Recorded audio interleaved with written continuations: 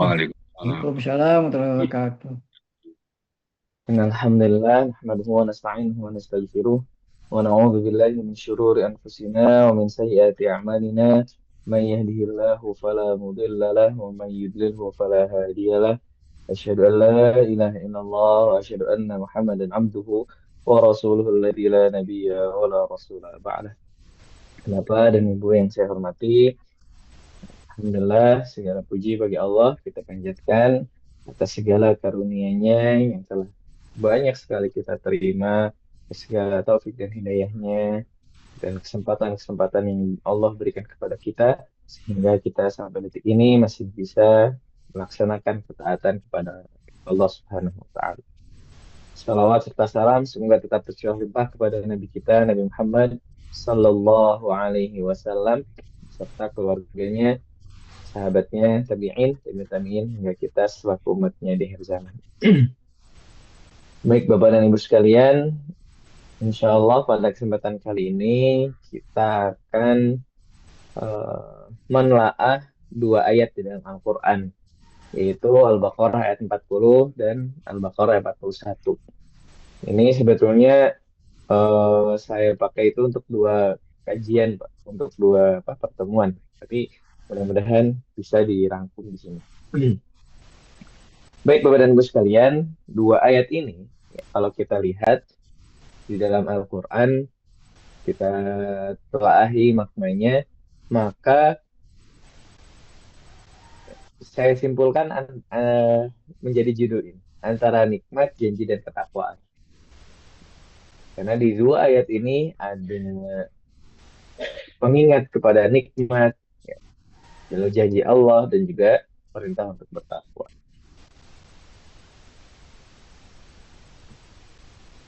Baik, pada ayat 40 Allah Subhanahu wa taala berfirman, A'udzu billahi minasyaitonir rajim. Bismillahirrahmanirrahim. Ya bani Israil اذكروا نعمتي التي أنعمت عليكم وأوفوا بعهدي أوفي بعهدكم وإياي فارهبون. Wahai Bani Israel, ingatlah akan nikmatku yang telah aku anugerahkan kepadamu. Penuhilah janjiku, niscaya aku penuhi janjimu, dan hanya kepadakulah kamu harus takut. Bapak dan Ibu sekalian, jamaah yang insya Allah diridhoi Allah, di sini pertama-tama Allah memulai dengan panggilan ya Bani Israel. Pertanyaannya, siapakah Israel? Mengapa Allah tidak memanggil mereka dengan orang-orang Yahudi? Allah bisa saja kan pada ayat ini memanggil ya ayyuhal Yahudiyun misalnya. Itu bisa sekali. Ya. Secara bahasa sangat memungkinkan gitu ya. Apalagi kalau misalnya kita lihat Allah itu yang maha segalanya mahal. Bisa saja Allah menggunakan kalimatnya itu ya ayyuhal Yahudiyun.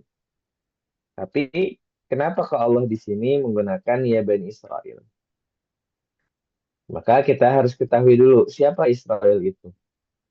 Nah, Israel itu dari bahasa Ibrani yang artinya ya, Isra artinya hamba atau yang berjalan, Il itu artinya Allah atau Tuhan. Sehingga Israel bermakna hamba Allah atau Abdullah. Nah, siapa Abdullah yang dimaksud di sini? Ulama tafsir sepakat bahwasanya Israel adalah panggilan untuk Nabi Yakub alaihissalam. Nah, maka Bani Israel berarti ya, panggilan tadi ya ya Bani Israel artinya wahai anak keturunan dari Nabi Yakub. Nah, ini disebutkan dalam banyak kitab tafsir ya Ibnu Katsir, Al-Qurtubi, bin Tabari. Nah, Bapak dan Ibu sekalian, Allah menggunakan ya Bani Israel semata-mata untuk memanggil mereka agar mereka itu mengingat, hei, kalian itu keturunan orang soleh. Hei, kalian itu keturunan orang soleh. Maka berlakulah sebagaimana buyut kalian. Karena gini, Bapak dan Ibu sekalian, orang Yahudi itu salah satu yang bebal. Dalam artian, kami itu beragama Yahudi karena kakek moyang kami sudah beragama seperti itu. Kami menyembah Yahweh ya, karena kakek moyang kami sudah menyembah itu sejak zaman dahulu. Kami melakukan peribadatan seperti ini karena nenek moyang kami yang melakukan hal tersebut, sehingga kami mengikutinya. Kalau kami tidak mengikuti mereka, berarti kami tidak taat pada mereka. Berarti kami menyalahi aturan. Nah, maka Allah sentil. Nenek moyang yang mana yang kalian ikuti? Nenek moyang kalian itu orang soleh, bahkan sebagai nabi, ya, anak dari nabi. Maka seyogianya kalian menjadi orang soleh juga, sebagaimana Nabi Yakub, nenek moyang kalian. Nah, Abu Daud atau Yalisi berkata, ya, telah menceritakan dari kami, Abdul Hamid bin Bahram dari Syarah bin Hausab, dia berkata, telah menceritakan kepadaku Ibnu Abbas, dia berkata, sekelompok orang Yahudi mendatangi Rasulullah, maka beliau bersabda kepada mereka, apakah kalian mengetahui bahwa Israel adalah Yakub? Mereka menjawab, ya benar. Maka Nabi Muhammad bersabda, ya Allah saksikanlah. Nah, ini kesaksian langsung gitu ya dari orang-orang Yahudi bahwa mereka tuh tahu siapa itu Yakub, ya siapa itu Israel. Ya, mereka tahu bahwasanya Israel itu adalah nama lain dari Nabi Yakub, dan Nabi Yakub adalah eh dan Yakub itu adalah nabi gitu. Seharusnya gitu ya. Kalau mereka menggembor-gemborkan kami itu mengikuti agama nenek moyang, kami itu taat sama nenek moyang, seharusnya tadi Bapak dan Ibu, mereka itu menjadi orang saleh. Makanya di sini Allah sentil mereka. Allah panggil dengan panggilan sayang, Pak. Bayangkan. Ya, ini panggilan sayang ya. Nah, Allah tidak mencaci maki mereka. Allah memanggil mereka dengan panggilan sayang.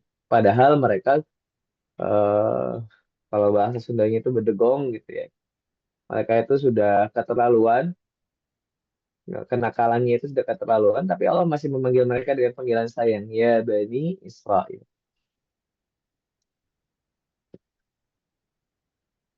Nah, menurut Ibnu Katsir, makna ungkapan itu, ya Bani Israel adalah, wahai anak-anak dari hamba yang soleh dan taat pada Allah, jadilah kalian seperti ayah kalian dalam mengikuti kebenaran. Nah, ini penafsiran Ibnu Katsir.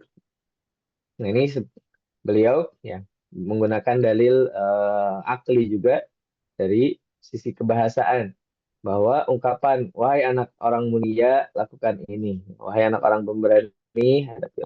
Jadi penggunaan eh, ya Bani Israel itu adalah wahai anak dari hamba yang saleh dan taat pada Allah Subhanahu wa taala. Seyogianya mereka itu adalah orang yang pertama kali beriman gitu ya. Tapi ternyata mereka orang yang membangkang. Oke, kemudian nah ini mulai masuk nih Bapak dan Ibu kepada judul kita tadi. Uzkuru ni'mati allati an'amtu alaikum. Ingatlah nikmat-nikmatku yang telah aku berikan kepada kalian. Ya, ini sekarang kita bahas pertama kali dalam konteks Bani Israel terlebih dahulu, kemudian kita tarik ke dalam konteks kita sebagai umat akhir zaman. Di sini pertanyaannya, nikmat mana yang dimaksud dalam ayat ini? Gitu ya. Nah, Bapak dan Ibu sekalian,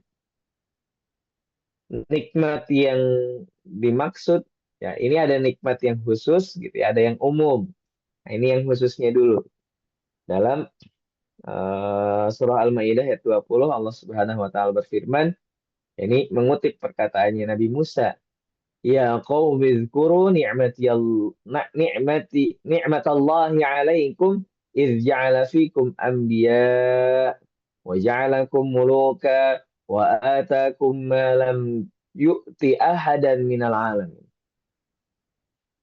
Wahai umatku, wahai kaumku, ingatlah nikmat Allah atas kalian ketika Dia menjadikan kalian para nabi.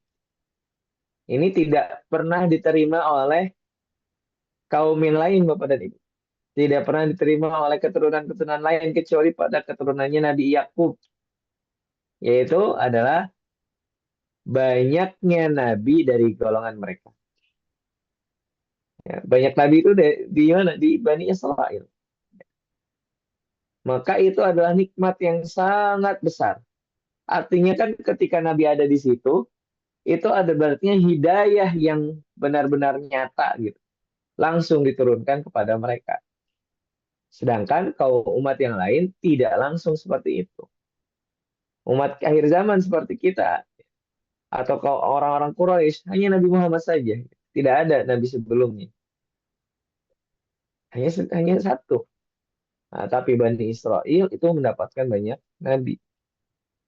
Kemudian waja'alakum muluka, dan Allah juga menjadikan kalian sebagai raja-raja. Ada raja Talut ya, dan yang ada raja yang lainnya. Kemudian menganugerahkan pada kalian apa yang tidak pernah dianugerahkan pada orang lain atau seorang pun di seluruh dunia. Apa contohnya mana wasalwa. Kemudian eh, mata air yang keluar dari batu. Kemudian laut yang terbelah ketika Allah selamatkan mereka dari kejaran Firaun. Itu semua tidak diterima kecuali pada mereka sendiri. Ya. Kalau kita rangkum, banyak nabi dan rasul beserta kitab ya. Beserta kitab yaitu Zabur, Taurat, Injil. Ini semuanya ada di pada mereka gitu ya, ada pada Bani Israel. Ini nikmat yang sangat tinggi, sangat besar sekali. Ya, kitab-kitab yang tiga itu di Bani Israel semua. Kemudian tadi raja, kemudian ada mana berupa makanan manis, seperti embun dan getah, dan salwa berupa buyung-buyung yang lezat. Ini tidak pernah ada yang mendapatkan, kecuali Bani Israel. Selamatkan dari Fir'aun dan lain-lain. Banyak sekali nikmat, nikmat khusus ya yang diterima oleh Bani Israel, ya, dan tidak akan pernah diterima oleh yang lain, tapi ternyata Bani Israel tidak mengingat itu. Nah, Bapak dan Ibu sekalian, kalimat uzkuru ni'mati allati an'amtu alaikum jika ditarik kepada kita, ini maknanya sangat dalam gitu ya, Bapak dan Ibu. Kita itu diperintahkan oleh Allah untuk mengingat semua nikmat yang kita miliki, ya, yang telah diberikan oleh Allah kepada kita. Bahkan sampai di surah Ar-Rahman saja, ya, Fabi ayyi ala'i rabbikuma tukadziban itu diulang berkali-kali. Nikmat apa lagi yang kau dustakan? Karena kita itu manusia dari sejak di dalam kandungan pun sudah mendapatkan kenikmatan dari Allah, gitu. Kenikmatan yang sangat melimpah. Maka salah satu cara Bapak dan Ibu sekalian, ketika kita sedang malas ibadah, gitu ya, ketika kita sedang bosan beribadah, bosan beramal soleh, kita ya, salah satu obatnya itu adalah kita mengingat nikmat yang telah Allah berikan kepada kita. Aduh capek nih gitu ya, habis kerja, tar dulu deh salat isyanya gitu. Sampai rumah habis maghrib, udah dekat isya. Kemudian azan. Kemudian karena kita merasa lelah, aduh nanti lagi deh, isyanya gampang lah. Panjang ini bisa nanti jam 12 gitu. Nah, hal tersebut bisa kita cegah gitu atau bisa kita lawan dengan cara apa? Dengan cara mengingat nikmat yang Allah berikan pada kita. Oh iya ya, tadi selama di perjalanan Allah selamatkan saya gitu. Oh iya, saya alhamdulillah hari ini bisa bekerja dengan eh, dengan selamat, bekerja dengan sehat dan lain-lain. Itu akan membangkitkan semangat kita.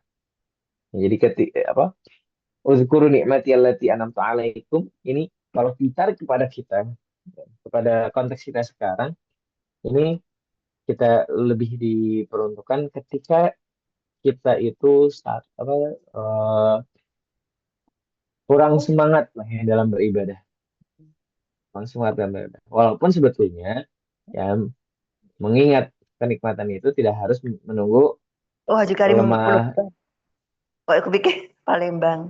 Oh, kemarin dibilang maaf, masuk ICU tuh Pak tidak Karim harus ini. menunggu kita malas beribadah dulu ya. Tapi bisa kita lakukan sebelum itu juga gitu ya. Itu untuk menambah semangat. Gitu ya. Ketika kita lagi semangat ibadah, kita ingat nikmat Allah, kita akan menjadi lebih semangat. Nah, seperti itu.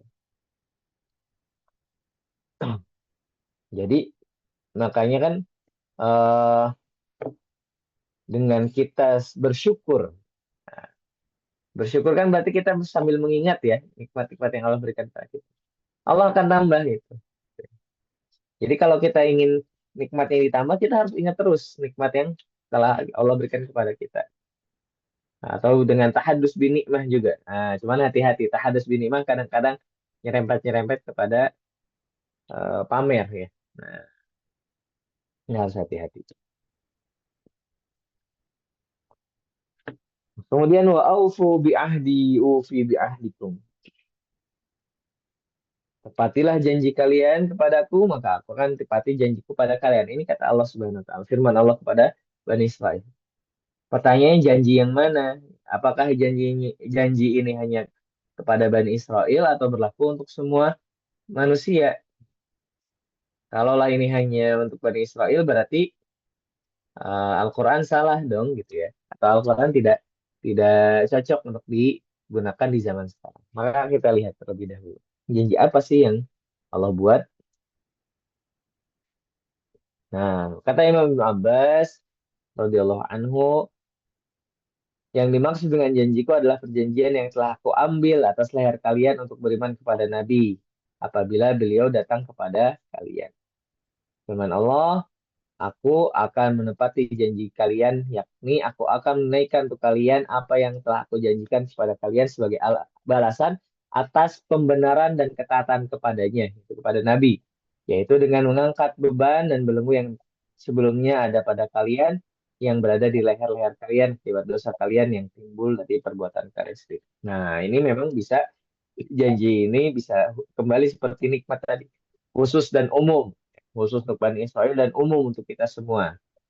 Bapak dan Ibu sekalian, orang-orang Bani Israel, kalau kita lihat dari eh, apa dari sejarahnya gitu ya, nanti akan disebutkan nih Bapak dan Ibu dari mulai ayat 40 sampai ayat, kalau tidak salah ayat 80-an, itu membahas tentang Bani Israel dengan kenakalan-kenakalannya gitu ya. Jadi udah dosa, ditegur, bahkan ada yang diazab, kemudian diampuni, kemudian dosa lagi, diazab lagi, ditegur lagi, diampuni, diazab lagi, gitu ya, melanggar lagi, terus seperti itu berulang-ulang berkali-kali. Nah, maka kata Ibnu Abbas, janjinya itu adalah ya, kalau kalian melakukan pembenaran dan ketaatan pada Nabi yang aku utus, maka akan aku hilangkan beban kalian atas dosa-dosa yang telah kalian perbuat. Ini sebetulnya bisa umum, bisa khusus juga, bisa umum juga gitu ya, Pak dan Ibu. Kita itu kan banyak dosa ya. Entah itu dosa yang kita sadari ataupun tidak. Maka janji Allah ini, ketika kita taat dan kita membenarkan ajaran yang dibawa oleh Rasulullah Shallallahu Alaihi Wasallam, Allah akan melepaskan belenggu-belenggu itu. Allah akan melepaskan beban-beban yang kita dapatkan dari dosa kita sendiri itu. Jadi ini konsep taubat gitu, konsep taubat, taubatan nasuha. Ketika kita benar-benar bertaubat, kita benar-benar membenarkan ya apa yang Allah turunkan, yaitu Al-Quran, kemudian kita taat pada Allah, kita taat pada Rasulullah dengan aturan-aturannya, dengan syariat-syariatnya, maka Allah akan menghilangkan, mengampuni dosa-dosa kita tersebut. Nah, jadi ini bisa umum dan bisa khusus. Nah, terlebih lagi orang Yahudi yang banyak sekali pembangkangannya kepada Allah dan kepada Rasulnya. Bahkan Bani Israel ini membunuh para nabi. Oke.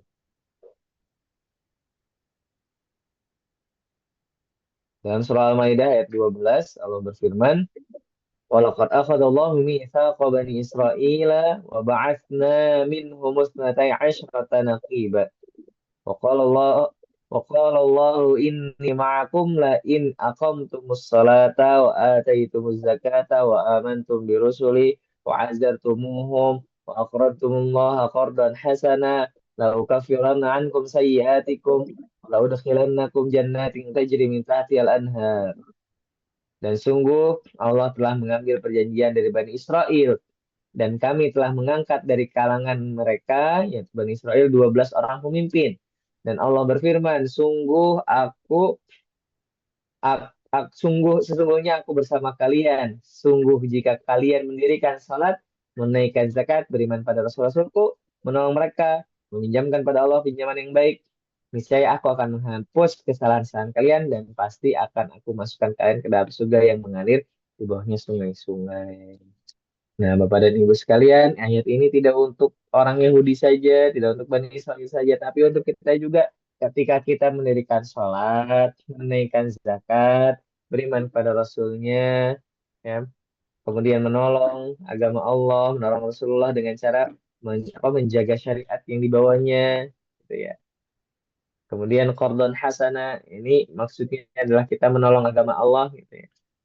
Maka Allah akan menghapus dosa-dosa kita dan akan menempatkan kita di surga. Nah, Bapak dan Ibu sekalian, ini berkaitan juga dengan ya janji kita.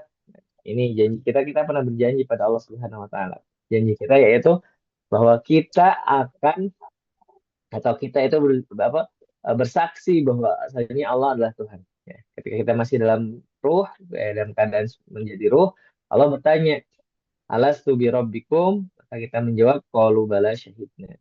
Nah, dan itu adalah perjanjian. Ulama tafsir sepakat itu adalah perjanjian gitu ya. Allah bertanya, bukankah aku adalah Tuhan kalian? Maka kita ketika masih menjadi roh, ya masih dalam bentuk roh, kita menjawab bala syahidna, betul ya Allah kami bersaksi.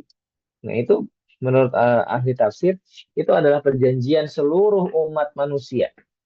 Ya, tidak terkecuali. Seluruh umat manusia bersaksi bahwasanya Allah adalah Tuhan mereka. Nah, maka perjanjian itu harus dibuktikan dengan amal solehnya.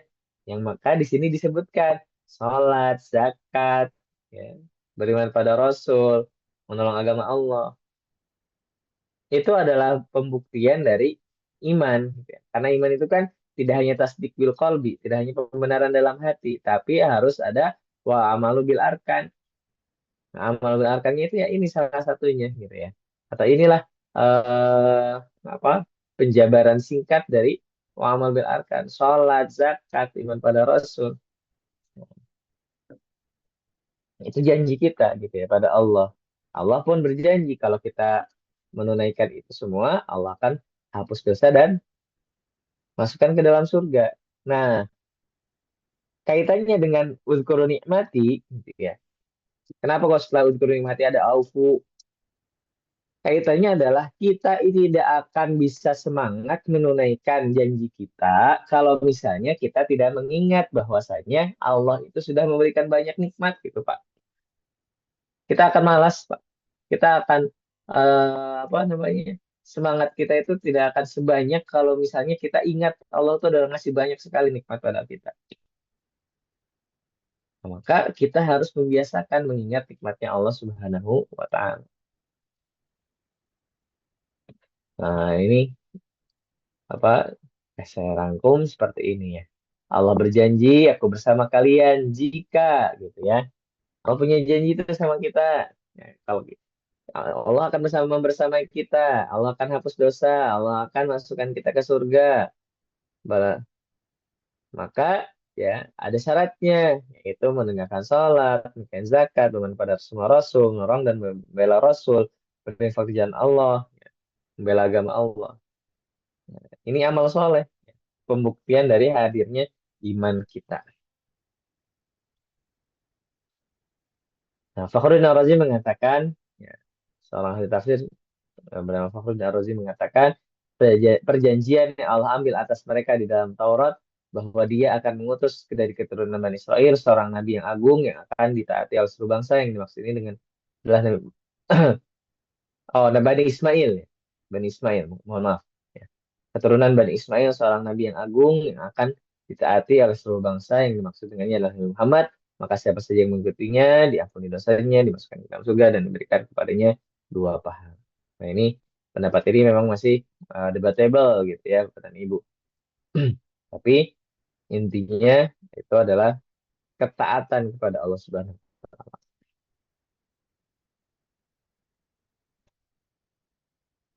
Nah, ini pertanyaan ya. Apakah perjanjian itu berlaku juga bagi kita? Kan tadi lebih banyaknya kepada Bani Israel, walaupun tadi saya tarik-tarik garis merahnya juga kepada kita. Nah, Abu Aliyah mengatakan janji Allah pada hambanya adalah agamanya yaitu Islam agar mereka mengikutinya. Aku akan meridhoi kalian dan masukkan kalian ke dalam surga. Ufi bi ahdikum gitu ya.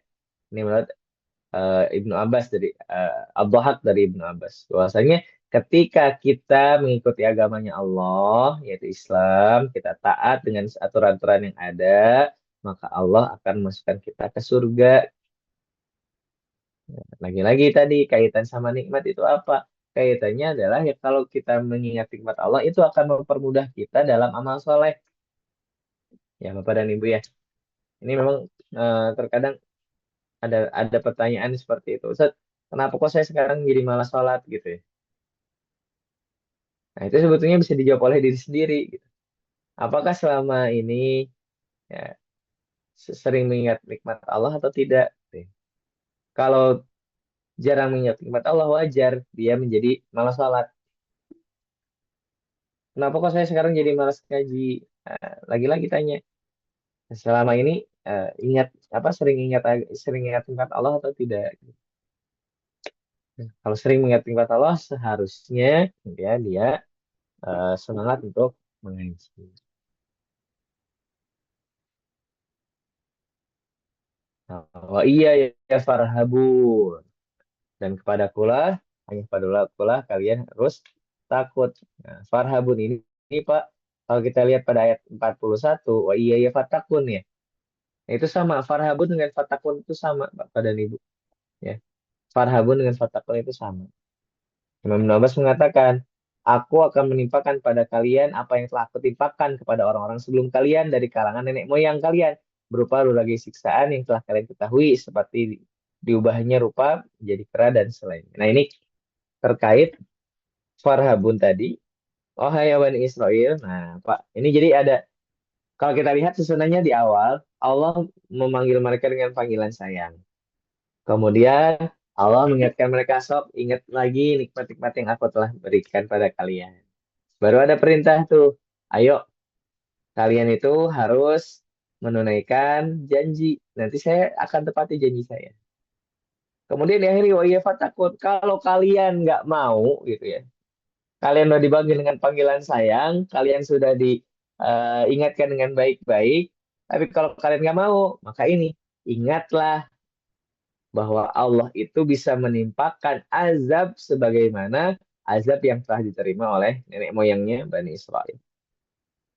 Kalau konteksnya kita sudah Allah kasih tahu ada kaum Ad, kaum Samud, kaum Adan, ya, yang Allah musnahkan, ada juga Bani Israel yang Allah beri azab, gitu ya. Kita udah dikasih tahu sama Allah tentang itu, gitu ya. Kalau misalnya kita nggak taat-taat juga, hati-hati Allah itu bisa menimpakan itu pada kita. Ya. Ketika kita benar-benar meninggalkan ajaran Rasulullah secara totalitas, maka azab Allah akan turun. Itu sudah pasti, Pak. Ya. Wa ma'allahu mu'adzibahum wa anta fihim. Dalam Al-Quran Allah berfirman seperti itu. Dan tidaklah Allah akan mengazab mereka selama engkau berada di antara mereka. Kata Allah. Selama engkau itu adalah Nabi Muhammad ya. Selama engkau Nabi Muhammad berada di antara mereka. Ulama tafsir membagi dua. Nah, memahami ayat itu secara letterlock yaitu ketika Nabi Muhammad masih hidup. Ketika Nabi Muhammad masih hidup, Allah nggak menurunkan azab tuh.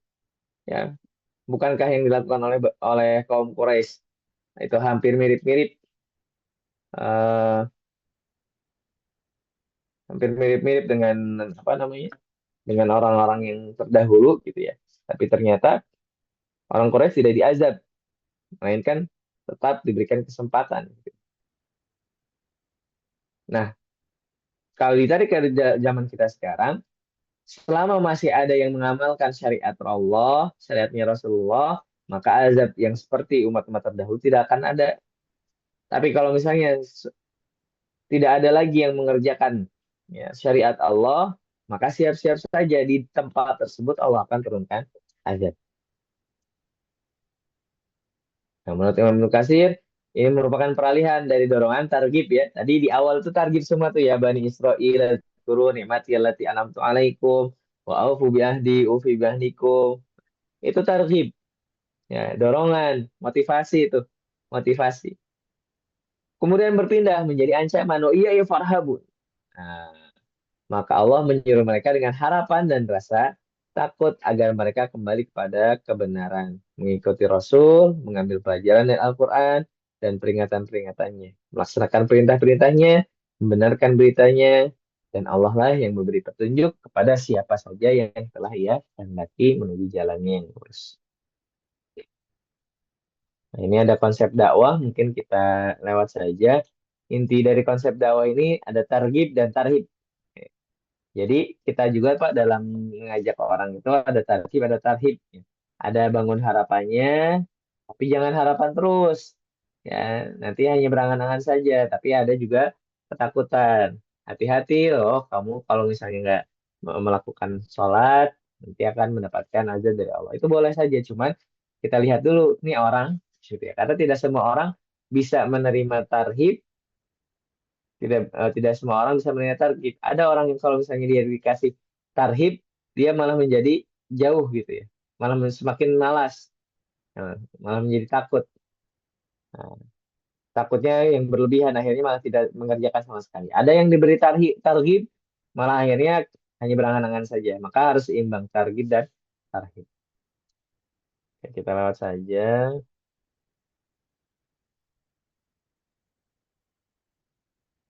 Nah ini Pak. Salah satu yang saya ambil dari ayat 40 ini, tegas tanpa kasar, lembut tanpa melemahkan prinsip. Ini dalam dakwah ya, Bapak dan Ibu ya. Kita harus tegas, perlu ketegasan. Kalau haram ya haram, kalau salah ya salah. Tapi kita juga nggak boleh kasar gitu ya dalam menyampaikannya. Ya. Kita lihat saja Rasulullah bagaimana sih gitu ya. Rasulullah itu kasar hanya ketika perperangan, Pak ya. Rasulullah itu hanya kasar ketika peperangan. Ketika peperangan penggal-penggal gitu ya. Bunuh-bunuh karena memang di peperangan. Tapi di luar peperangan, sejahat apapun orang pada Rasulullah, Rasulullah tidak pernah kasar. Masya Allah sekali ya. Sejahat apapun orang pada Rasulullah, apabila itu di luar peperangan, Rasulullah tidak akan pernah kasar. Tapi kalau di medan tempur, kalau Bapak dan Ibu buka sejarah apa riwayat-riwayat sirah itu ada Pak ya, kalimat-kalimat yang kasar ya, seperti penggal lehernya, eh, siapa yang bisa membunuhnya, itu ada Rasulullah mengucapkan kalimat tersebut, tapi konteksnya perang gitu ya. Kalau di luar perang Rasulullah nggak pernah mengucapkan itu. Kalau konteks perang Rasulullah ada kalimat-kalimat seperti itu. Nah kita juga, tapi kalau ya, kita lembut ya, tapi jangan sampai melemahkan prinsip. Ya, kita lembut, tapi jangan sampai akhirnya kita lemah, ya, tidak punya prinsip. Itu bagian pertama ya, ayat 40. Oke. Pada ayat 41 kita lihat Pak, antara iman, janji dan ketakwaan. Wa aminu bima anzaltu musaddiqal lima ma'akum wa la takunu awwala kafirin. Nah, ini ya Bapak dan Ibu sekalian adalah konsekuensi dari janji kita juga. Ketika kita beriman kepada Allah, maka kita harus beriman pada apa yang Allah turunkan, pada apa yang Allah utus. Yang tadi kita diperintahkan apa janji Allah itu, janji kita pada Allah, kira-kira bala syahidna itu ya. Oh, kami berjanji bersaksi bahwasanya Allah adalah Tuhan. Gitu ya. Maka ketika kita berjanji dan bersaksi seperti itu, ada konsekuensi, yaitu beriman pada apa yang Allah turunkan. Ya. Wa aminu bima anzaltu musaddiqan lima ma'akum wa la takun awwala kafirin. Dan berimanlah padaku, dan berimanlah kamu kepada apa yang telah aku turunkan, yaitu Al-Quran. Nah, tapi nanti ada penafsiran juga. Ini bukan Al-Quran, tapi Rasulullah. Gitu ya. Yang yang membenarkan apa yang telah ada padamu. Dan janganlah kamu menjadi orang yang pertama kafir, ya, awal kafir bih, wala tashtaru bi ayati tsamanan qalila. Dan janganlah kalian menukar ayat-ayatku dengan harga yang sedikit, ya. Wa iya ya fattakun, dan kepada pula kamu harus bertakwa. Nah, Bapak dan Ibu, tadi di ayat 40, wa iya ya farhabun, ya. Farhabun dan fatakun sebetulnya sama, takut. Hanya saja kalau fatakun itu, ya, atau ketakwa itu, Bapak dan Ibu, kalau farhabun hanya ketakutan, ya, hanya ketakutan. Kalau fatakun ini ada harapan, ya, ada harapan di sini. Nah, makanya disandingkan tuh ayat 40-nya farhabun, ayat ke 40-nya fatakun, sama-sama takut. Cuman untuk fatakun itu ada unsur harapan, ya, ada unsur harapan dan ada unsur ini, Pak. Takwa itu ada unsur eh, apa namanya itu, kekaguman pada Allah. Jadi takutnya itu bukan segan, ya, ya segan gitu. Unsur keseganan, ya, segan. Jadi tidak hanya takut saja, tapi ada unsur segan. Berarti kita mengakui gitu bahwa asalnya Allah SWT adalah Tuhan kita. Kenapa kok di sini pakainya fatakun? Karena di sini, Pak, ada kata amanu.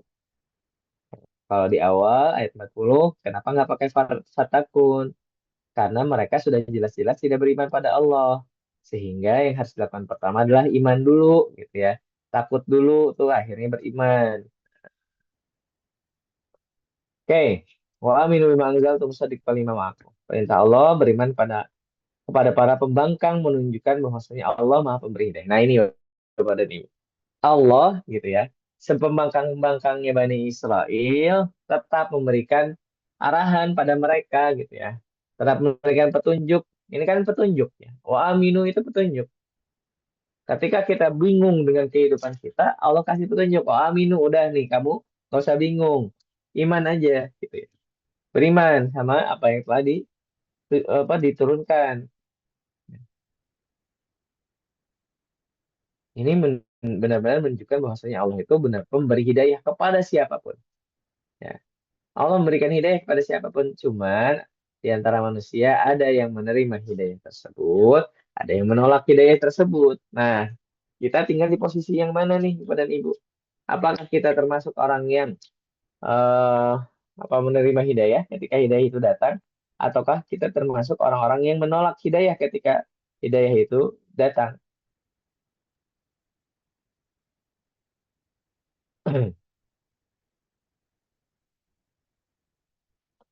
Kemudian keterangan Nabi terakhir akan datang sudah ada pada kitab terdahulu.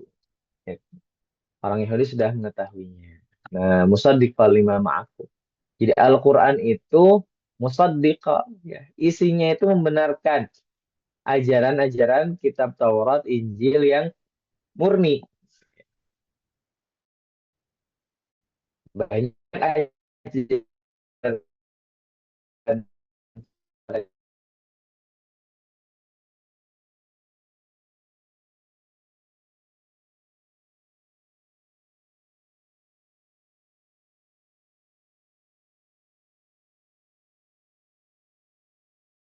ahum wa inna fariqam minhum la yaktumuna al-haqqa wa hum ya'lamun. Di antara isi dari kitab Taurat, Injil itu adalah datangnya nabi terakhir, ya. Maka seharusnya orang Yahudi adalah orang yang pertama kali beriman karena mereka itu mengetahui, ya, mengetahui Nabi Muhammad itu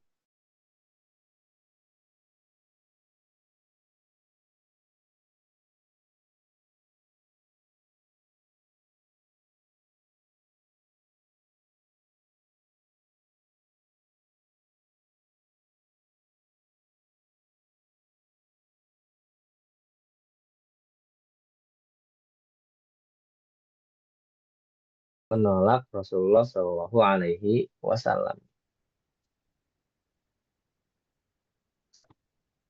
Nah, oke. Bentar. Wala takunu awwala kafirin bih.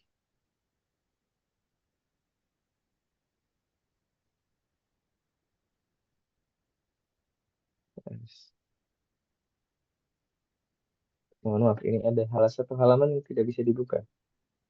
Nah, wala takunu awwala kafirin. Sebagian ahli tafsir mengatakan orang pertama yang mengingkari kerasulan Rasulullah Muhammad Shallallahu Alaihi Wasallam adalah orang Yahudi. Nah, maka ditegur itu, wala takun awwala kafirin bi. Seharusnya kalian itu orang yang pertama beriman, tapi kenyataannya kalian malah apa mengingkari Al-Quran atau mengingkari Rasulullah Shallallahu Alaihi Wasallam yang pertama kali. Ya, kalian orang pertama yang mengingkari Rasulullah Shallallahu Alaihi Wasallam. Nah, ini kaitan sama ayat yang sebelumnya, gitu ya. Kalau dia farhabun, ya, kalau dia itu takut sama Allah dan menepati janjinya pada Allah, orang-orang Yahudi akan menjadi orang yang pertama beriman sama Rasul. Itu Pak. Karena mereka sudah punya, sudah tahu tuh, ya di dalam Injil dan Taurat sudah tahu bahwa akan ada Nabi terakhir, gitu ya, dengan ciri-cirinya. Nah, ini saja tadi Pak lagi-lagi. Karena bukan dari Bani Israel, akhirnya mereka membangkang.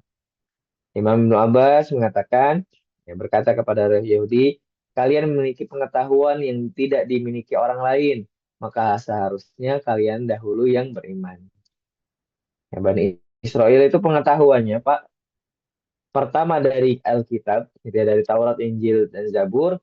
Kedua dari sejarah mereka sendiri, bahwasanya membangkang sama Allah itu diazab. Itu pengetahuan gitu ya. Pengetahuan empirik sudah ada kenyataannya, mereka tahu itu. Nah, seharusnya mereka lah yang beriman terlebih dahulu gitu. Tapi ternyata pada kenyataannya mereka tidak beriman. Nah, bihi kafirin bih. Ini ditujukan, ini kata Imam Nukatsir Bapak dan Ibu. Kata bihi ini, nah ternyata tidak hanya pada Al-Quran gitu ya, tapi juga bisa pada Rasulullah. Bisa yang dimaksud adalah Rasulullah. Wala takun awwala kafirin bih bisa diartikan, dan janganlah kalian orang-orang yang pertama kali mengingkari Al-Quran, bisa seperti itu, dan bisa juga, dan janganlah kalian menjadi orang-orang yang pertama kali mengingkari Rasulullah Muhammad Shallallahu Alaihi Wasallam. Nah, Imam Ibnu Katsir juga mencantumkan bahwasanya ada penafsiran lain, ya, jika merujuk pada sirah, bahwasanya orang Yahudi Madinah adalah orang Yahudi yang pertama kali langsung bersinggungan dengan Al-Quran. Orang Yahudi yang lain belum pernah bersinggungan langsung dengan Al-Quran. Dalam artian Rasulullah belum pernah menyampaikan Al-Quran kepada mereka, gitu ya. Mereka belum tahu Al-Quran itu isinya apa. Nah, orang Yahudi lah yang pertama kali ya mengetahui isi Al-Quran, langsung disampaikan kepada mereka Al-Quran. Maka orang Yahudi Madinah jangan jadi orang Yahudi yang pertama kali mengingkari Al-Quran. Ya. Atau jangan menjadi orang Yahudi yang pertama kali mengingkari Nabi Muhammad Shallallahu Alaihi Wasallam.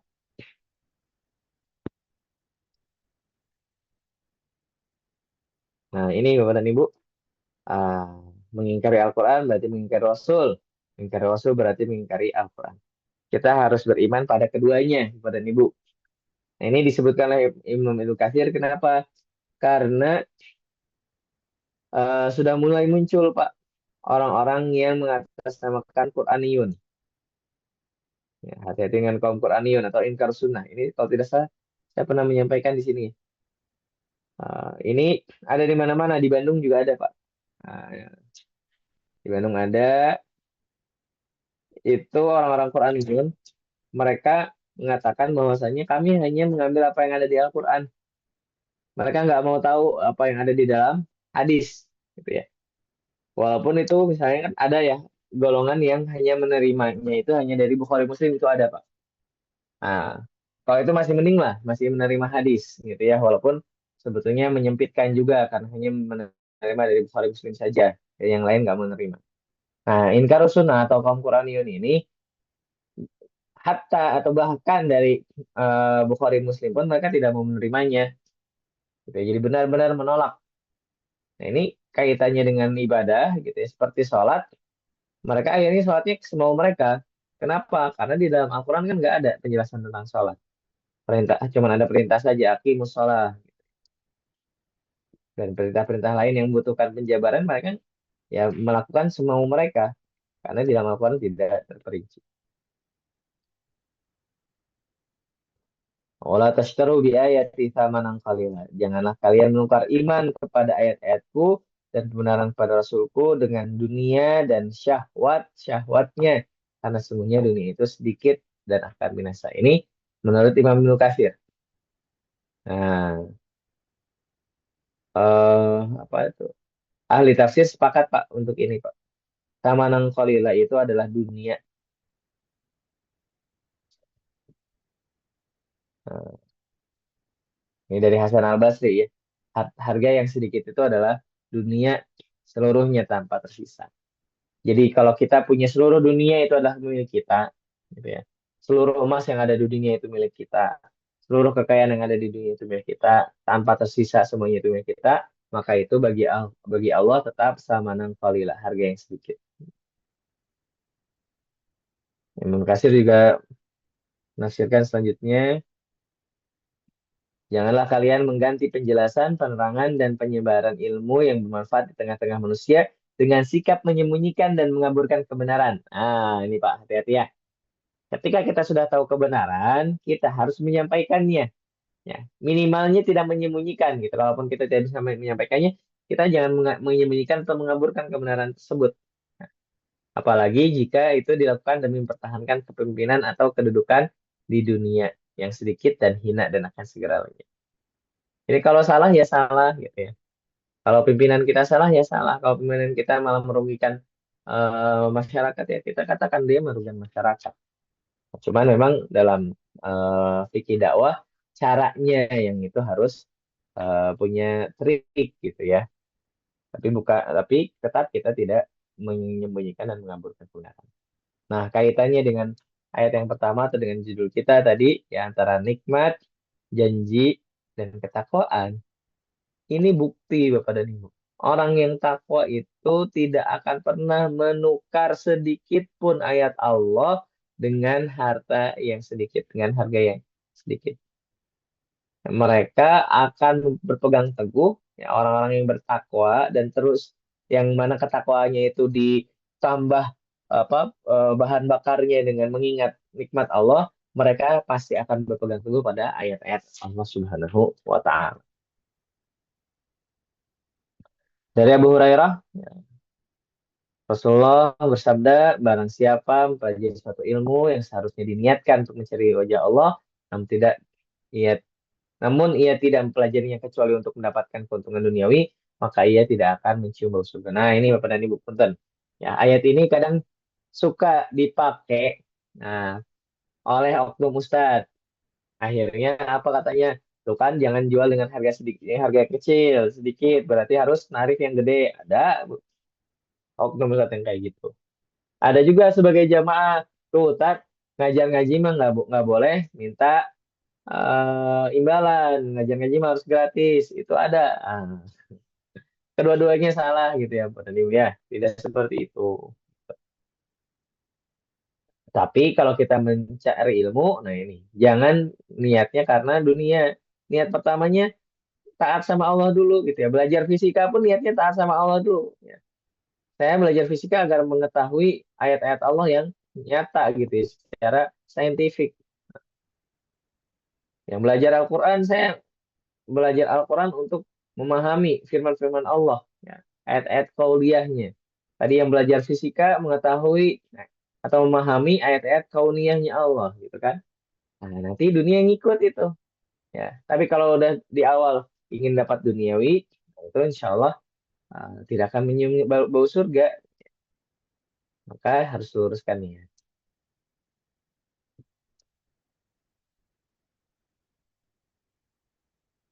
Nah, ini Bapak dan Ibu sedikit ya kita singgung ini saya mengambil dari tafsir Ibnu Katsir.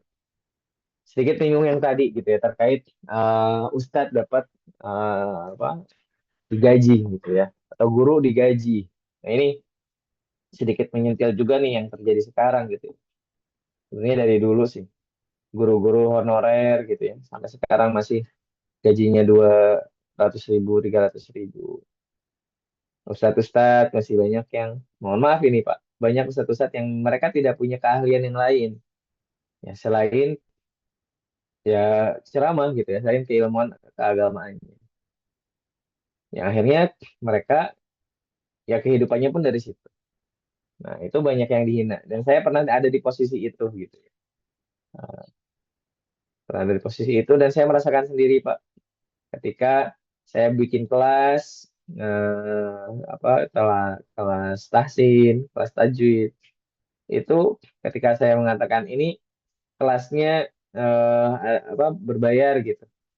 Itu yang menghina banyak, Pak. Gitu ya. Yang menghina banyak. Bahkan ada yang minta kelas private gitu ya. Kelas private seminggu itu 4 kali dan itu ngajar satu keluarga. Jarak dari rumah jauh gitu ya. Dan mintanya malam, sedangkan waktu itu malam itu saya jualan Pak pakai gerobak.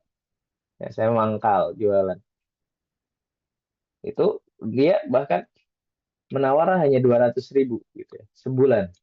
4 kali seminggu, ya, malam, yang mana malam itu waktunya saya jualan, ya, karena siang saya ngajar, ya tadi Pak, ngajarnya banyak yang gratisnya gitu siang. Malam saya untuk penghidupan saya jualan gerobakan, yang mangkal di Bandung Timur waktu itu. Waktu itu maka saya tolak. Nah, mohon maaf Bu, malam itu waktunya saya berjualan. Kalaupun Ibu mau malam, ayo silakan. Tapi saya tidak bisa dengan harga yang segini gitu. Wah itu saya dihina waktu itu. Nah, kita lihat bagaimana hukumnya. Kata Imam Katsir, jika mengajarkan ilmu tersebut sudah menjadi kewajiban yang melekat atas dirinya, maka tidak boleh baginya mengambil upah atas pengajaran itu. Namun boleh baginya mengambil nafkah dari Baitul Mal, Pak. Garis bawah ini, Pak. Baitul Mal, ya. Jadi kalau ada Baitul Mal yang menjamin kehidupan seorang guru, maka guru tidak boleh digaji dari sekolah. Ya, Bapak dan Ibu ya. Kalau misalnya Baitul Mal itu ada Baitul Mal yang menjamin kehidupan para ustadz yang mengajarkan ilmu agama, maka ustadz tersebut tidak boleh ngambil amplop dari jamaah, itu nggak boleh. Haram hukumnya. Tapi sekarang tidak ada Baitul Mal yang menjaga atau tidak ada Baitul Mal yang apa namanya itu menjamin kehidupan para ustadz, keluarganya gitu ya. Tidak ada. Maka ya, masuk ke sini. Ya kita lanjut dulu ya. Boleh mengambil dari Baitul Mal, ya nafkah dari Baitul Mal sekedar untuk mencukupi kehidupan dirinya dan keluarga. Ya ini konsekuensi kalau pengen jadi ustadz, pengen jadi guru gitu ya. Tapi dengan adanya Baitul Mal. Kalau nggak ada Baitul Mal, Bapak dan Ibu, ya, nah, maka konsepnya seperti sekarang gitu ya, seperti pekerjaan akhirnya. Ya, bekerja dibayar kan? Orang bekerja dibayar. Ya. Guru mengajar itu akhirnya menjadi profesi. Ya, maka harus dibayar. Maka jangan jangan sampai kita merasa apa tuh jangan sampai kita itu ke guru tuh kalian kan guru itu harus ikhlas gitu ya. Nah, tidak seperti itu. Gitu ya. Kemudian jika ia tidak mendapatkan apapun dari Baitul Mal ini dan aktivitas mengajar menghalanginya dari mencari penghasilan yang lain, maka keadaannya disamakan dengan orang yang tidak wajib secara khusus mengajarkan ilmu tersebut. Nah, konsekuensinya berarti harus digaji oleh yang mendapatkan ilmu atau oleh yang diajarnya. Nah, jika mengajar itu tidak menjadi kewajiban khusus atas dirinya, maka boleh mengambil upah menurut pendapat Imam Malik, Imam Syafi'i, Imam Ahmad, dan jumhur ulama. Sepakat, Pak. Ya. Ulama sepakat kalau misalnya ya, mengajar itu bukan kewajiban dari dirinya dalam artian tadi tidak ada Baitul Mal yang menjamin kehidupannya, maka boleh mengambil upah.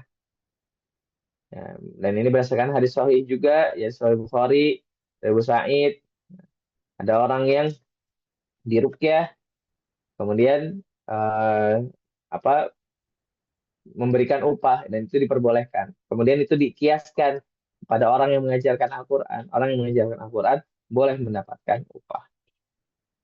Sungguhnya upah yang paling berhak pada kalian ambil adalah atas upah kitabullah. Ini sabda Rasul ya, dalam Sahih Bukhari. Kemudian adapun jika sejak awal pengajaran dilakukan dengan kesepakatan upah, nah, maka itu diperbolehkan. Sebagaimana hadis yang orang yang disengat, ya, orang disengat, kemudian ada perjanjian kalau misalnya disembuhkan maka dapat upah gitu ya.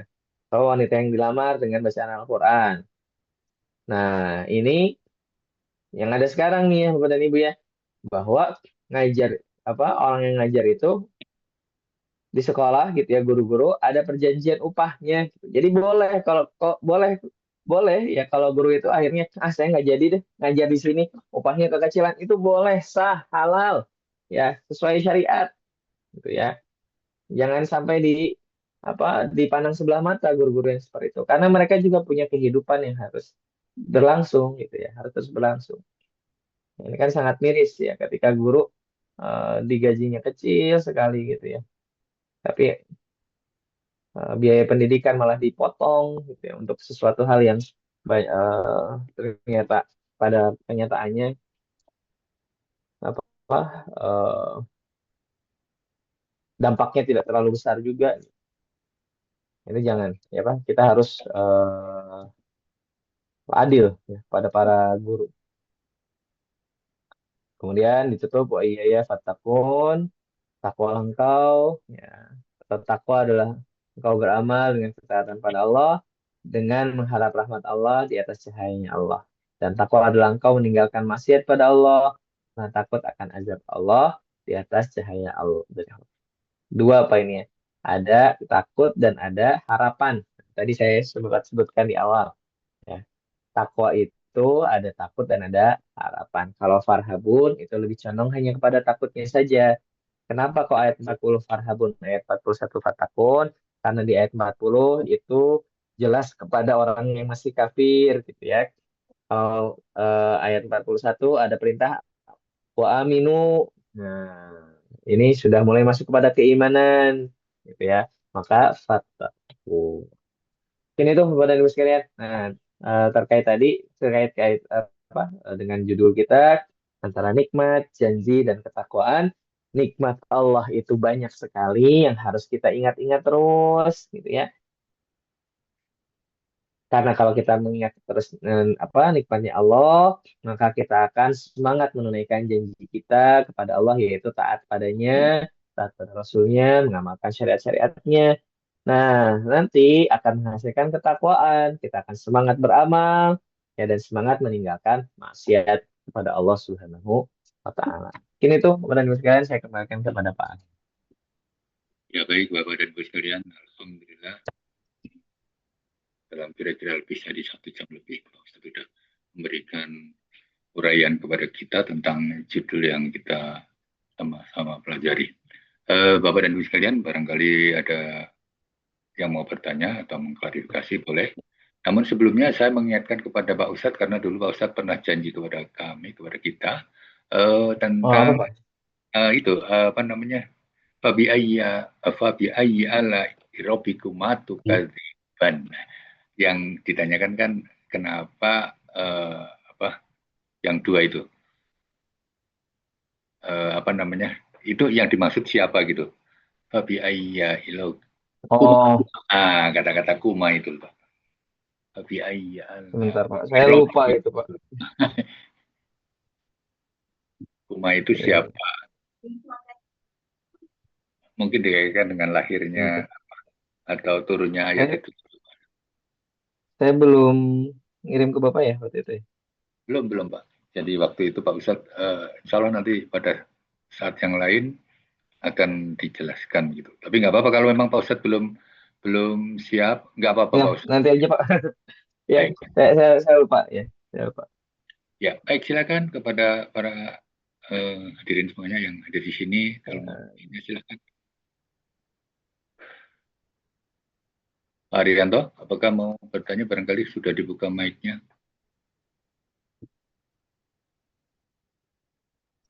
Belum Pak Er. Oh ya, baik, nggak apa-apa. Silakan yang lain.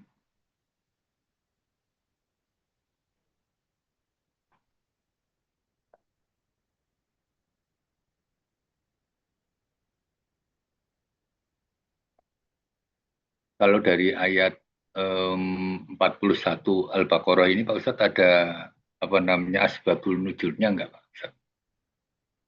Ini sandingan Pak. Ayat 41 ini sandingan ayat 40 ya. Jadi Betul sama. eh, jadi kalau kita lihat Pak, ini kalau kita lihat di mushaf itu ada ain ya. Oke, Terus, coba kita lihat di mushaf ya, Pak ya. Ayat 40.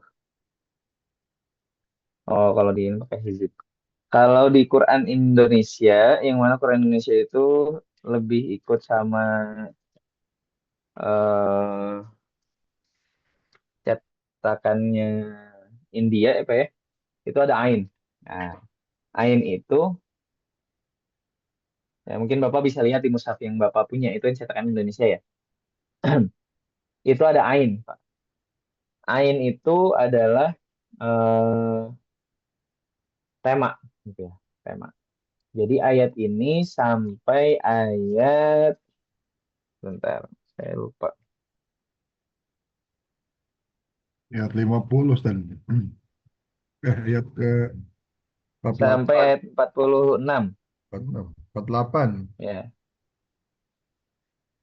48 tadi. Oh, ainnya di Bapak sampai 48, Pak. Hmm? jadi sampai warna 6, Pak. Ustaz. 46. Oh, Nah, 46. setahu saya sampai 46 itu ainnya. Nah, itu satu tema. Ya, itu satu tema. Yang mana di sini tema yang ini itu lebih tadi targib dan tarhib dulu. Ya, targib dan tarhib.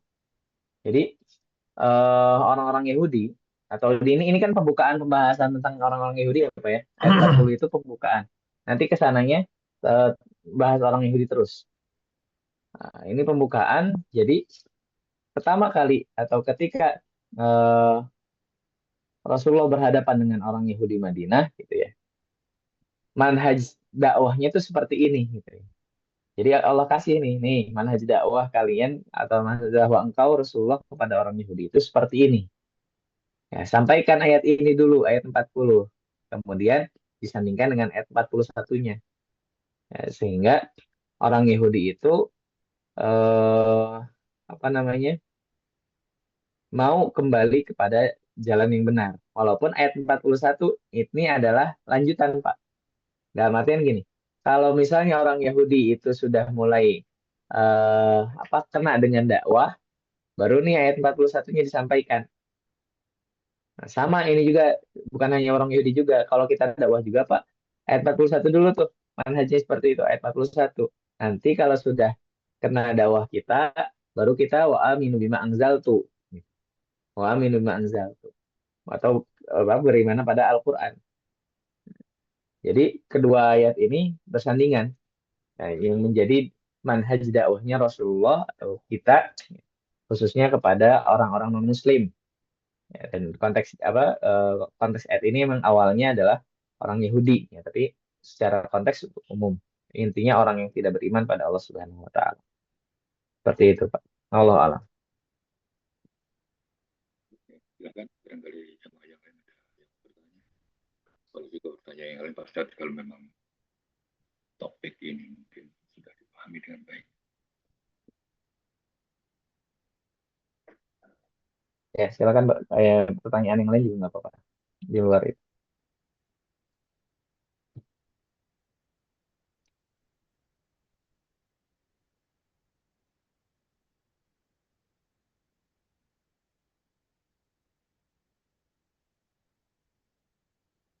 Kalau turunnya Al-Quran ayat ini, boleh tahu barangkali Pak Ustaz, itu sebelum Rasul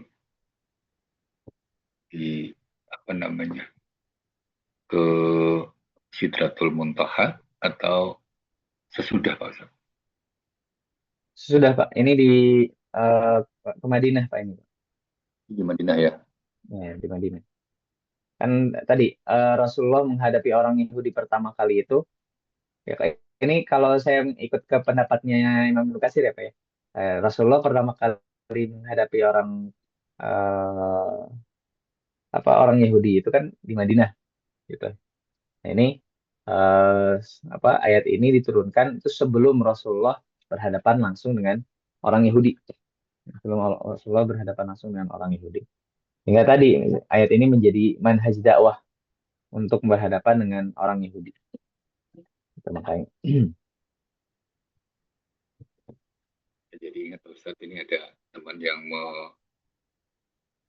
mengirim semacam WA gitu tentang kita berislam itu harus bermanhaj. Nah ini mungkin mohon sedikit dijelaskan Pak Ustadz supaya kita lebih paham lagi maksudnya kira-kira orang yang mengirim itu bagaimana gitu. Karena kadang-kadang kan menunjuk suatu Golongan apa ya? ya golongan tertentu gitu. Ya, oke. Manhaj kita, manhaj umat Islam itu ya manhajnya eh, para salafus soleh gitu ya. Kita mengikuti apa yang diajarkan oleh para sahabat ya Rasulullah dan para sahabat. Nah, cuman Pak ada eh, kerangka berpikir yang perlu kita pahami gitu ya. Bahwasannya kehidupan kita itu berkembang terus gitu ya. Tidak semuanya yang dihadapi oleh para sahabat dan Rasulullah itu ada sekarang. Atau apa yang ada sekarang belum tentu itu ada di zamannya Rasulullah dengan para sahabat. Maka manhajnya adalah kita ambil nilainya gitu ya. Manhaj kita itu adalah mengambil nilai atau manhaj itu kan jalan, Pak. Ya. Manhajun itu tempat tempat kita lewat, tempat kita berjalan. Kita berjalan seperti halnya para sahabat. Apa? Kita lihat prinsip-prinsipnya gitu ya. Ketika prinsip-prinsipnya eh, tidak tertabrak, yang nggak jadi masalah, gitu ya. Dalam artian kita masih berjalan pada jalan yang lurus, gitu. Kita masih berjalan pada aturan, gitu ya. Kalaupun misalnya kita pengen persis seperti apa yang dilakukan oleh Rasulullah dan para sahabat, silakan, gitu ya.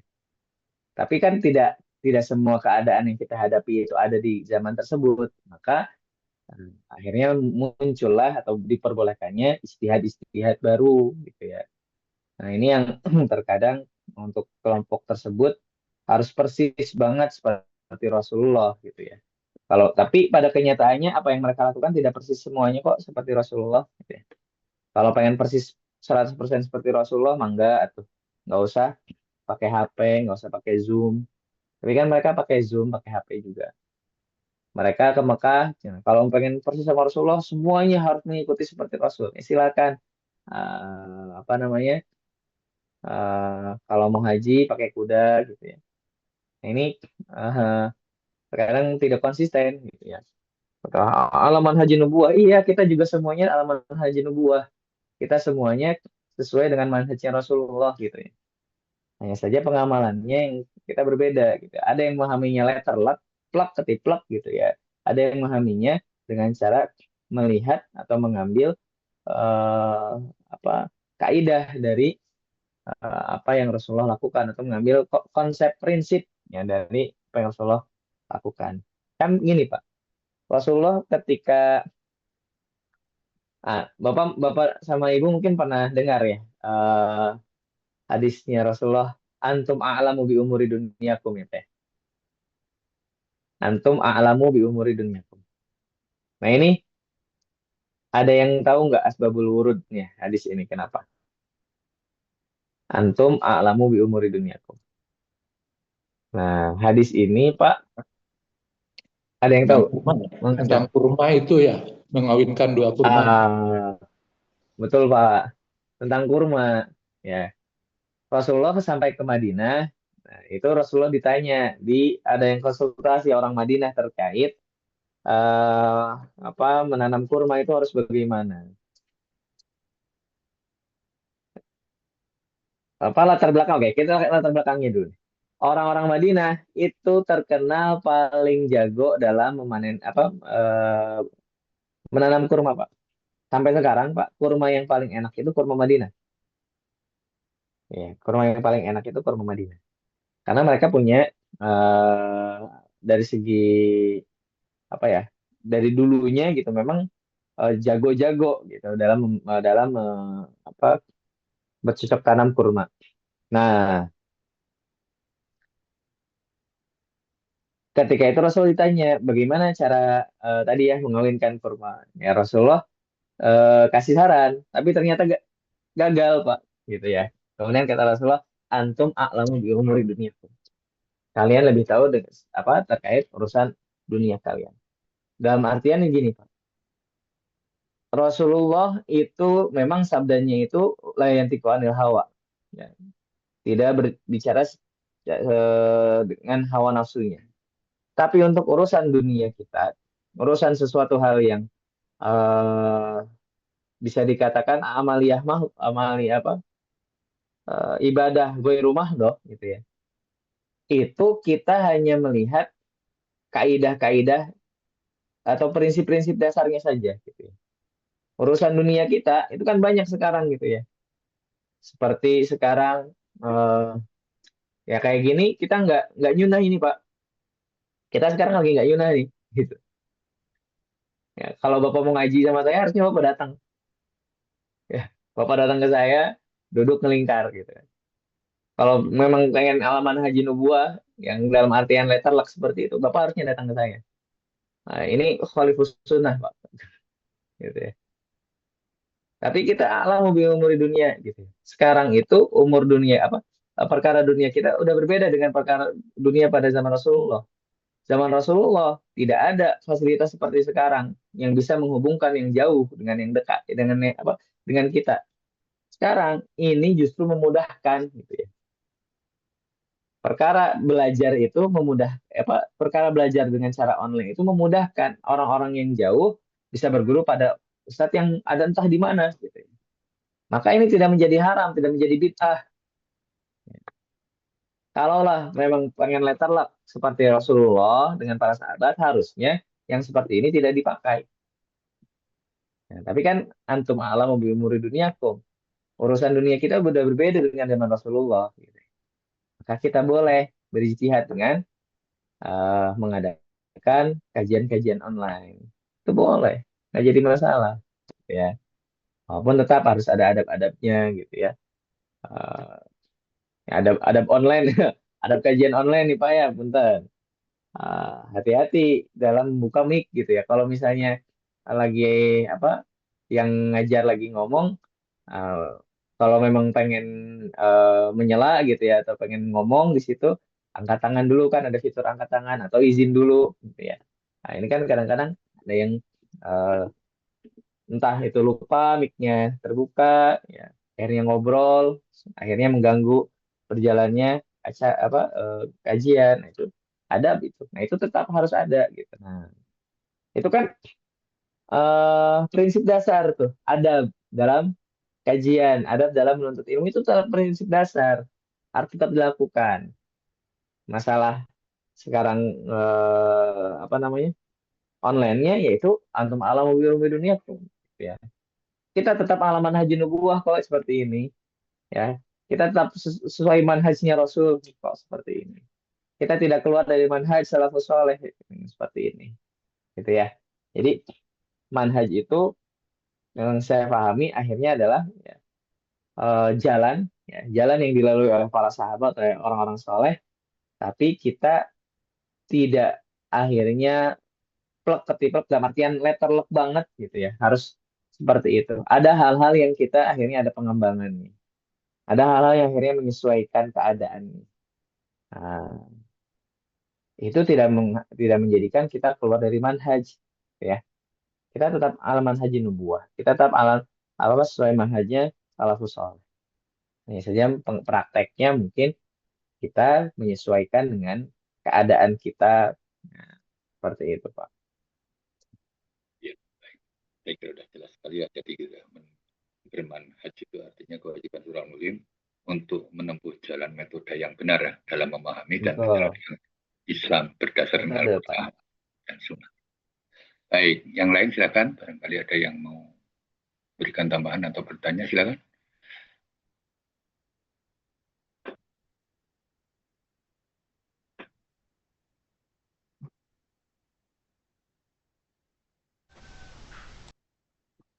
Terus bagaimana sikap kita terhadap apa ya orang yang bermanhajnya itu nunjuk merek tertentu lah gitu Pak. Nah, itu mah kita nggak usah terlalu pedulikan Pak. Jadi karena akhirnya malah berantem Ya betul. gitu ya dengan orang-orang seperti itu. eh Ya saya juga sering Pak, Ustadz nggak sesuai manhaj gitu ya. Ustadz ini sering Pak. kalau ketemu sama orang-orang seperti itu. Saya dikatakan ahli bid'ah, pernah. Segala macam lah.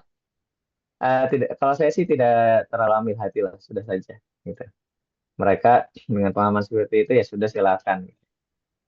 Eh, Sebetulnya sih kalau mereka pengen seperti itu gitu ya, silakan, nggak usah nyenggol-nyenggol kita gitu Pak. Seharusnya ya, harusnya kan gitu, nggak usah nyenggol-nyenggol kita. Kita juga sesuai manhaj kok. Kita sesuai manhaj. Hanya saja kita punya ijtihad yang berbeda. Toh kenyataannya Pak, mereka pun tidak semuanya kok, tidak semuanya plak ketiplak gitu ya. Ada hal-hal yang mereka banyak istihadnya juga. Jadi ya sudahlah, kita mah nggak usah terlalu diambil pusing. Kita tetap menganggap mereka saudara kita gitu ya. Kalau mereka mulai duluan ya kita nggak usah ikut-ikutan gitu. Udah gitu aja sih saya mah. Jadi kita lebih mengedepankan yang wajibnya Pak. Mereka kan suka mengatakan antum nggak sesuai sunnah gitu. Ya saya sesuai yang wajib gitu. Ya, yang wajibnya itu adalah menjaga menjaga ukhuwah Islamiyah itu wajib Pak. Wajib itu sepakat para ulama wajib itu. Tapi mereka malah membuat akhirnya berantem. Udahlah kita jaga saja. Jika memang kita bertemu dengan orang-orang seperti itu, kita tetap anggap mereka sebagai saudara kita gitu ya. Kita anggap mereka sebagai sama muslim saudara. Ya sudah, kita tidak usah terlalu mempeributkan. Capek Pak, capek Ya, kalau misalnya kita seperti itu. betul, betul. Kadang-kala mereka justru apa ya, secara ini lebih vokal lagi gitu Pak, suka Betul. memberikan apa namanya berita-berita atau ya seakan-akan mereka lah yang paling benar gitu. Seakan-akan. Betul, betul, betul. Ya Ya kan itulah Pak. Pak Endang, silakan Pak Endang Rupiat barangkali mau bertanya, silakan. Assalamualaikum warahmatullahi wabarakatuh. Salam. Waalaikumsalam warahmatullahi wabarakatuh Pak. Mau tanya Ustadz, bagaimana pendapat Ustadz mengenai hadis yang berbunyi fa inna astaqul hadis kitabullah Hmm, wa khairul huda dan selanjutnya. baik. Yes. Hmm, Begitu Ustadz. oke. Faina apa bid'ah, kalau bid'atin dolalah, kalau dolalatin finnar. Nah, akhirnya kan kayak gitu ya Pak ya. Ya, Nah, ini emang hadis yang sering dijadikan itu ya perdebatan juga. Nah, gini Bapak dan Ibu. Oke, saya buka eh, lengkap hadisnya deh biar ini ya. bentar Pak.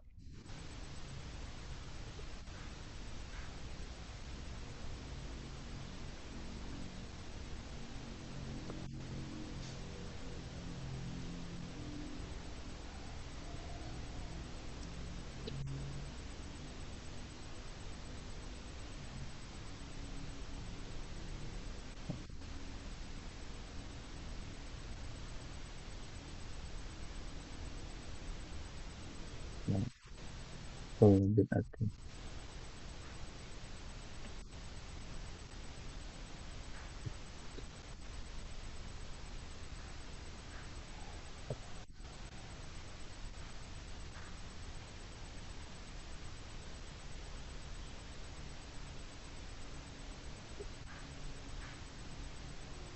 Oke,